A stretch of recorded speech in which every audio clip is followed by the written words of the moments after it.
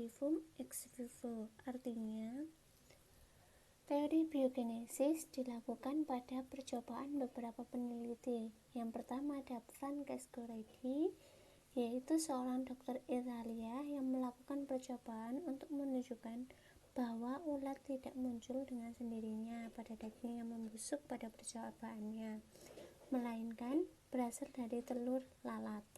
Nah, yang kedua ada Lazzaro Spallanzani, yaitu prinsipnya sama dengan percobaan tadi, tetapi bahan yang digunakan adalah air kaldu. Nah, Spallanzani menyimpulkan bahwa timbulnya kehidupan hanya mungkin jika ada kehidupan sebelumnya. Jadi, mikroorganisme tersebut telah ada dan tersebar di udara. Nah, pendukung abiogenesis menyatakan keberatan terhadap eksperimen Spallanzani, sebab udara diperlukan untuk berlakunya generasi spontanea. Sedangkan paham biogenesis beranggapan bahwa udara itu merupakan sumber kontaminasi. Selanjutnya ada percobaan Louis Pasteur, orang yang memperkuat teori biogenesis dan menumbangkan teori abiogenesis, sehingga tak tersanggahkan lagi adalah Louis Pasteur ini.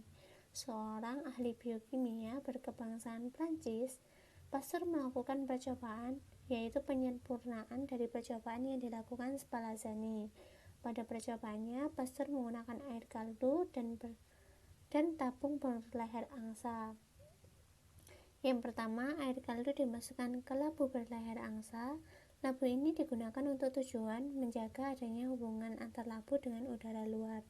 Selanjutnya, labu dipanaskan untuk mensterilkan air kaldu dari mikroorganisme. Setelah dingin, labu ditempatkan pada tempat yang aman. Karena bentuknya pipa seperti angsa, udara dari luar dapat masuk ke dalam labu dan menempel di dasar lehernya, sehingga udara yang masuk ke dalam labu adalah udara yang steril.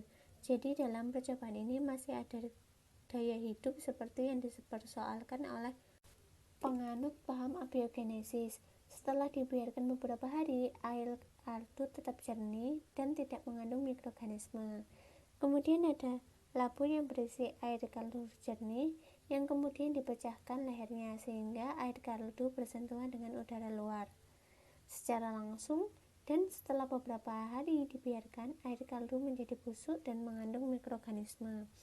Nah, kesimpulan dari Louis Pasteur ini yaitu mikroorganisme yang pada air kaldu bukan berasal dari cairan yang benda tak hidup, melainkan dari organisme yang ada di udara yang masuk ke labu dan dikontaminasi oleh debu.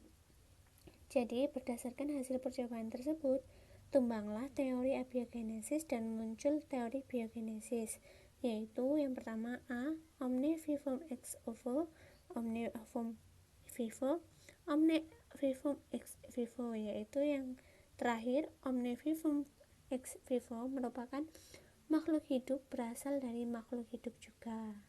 Jadi jawabannya yang E, yaitu makhluk hidup berasal dari makhluk hidup.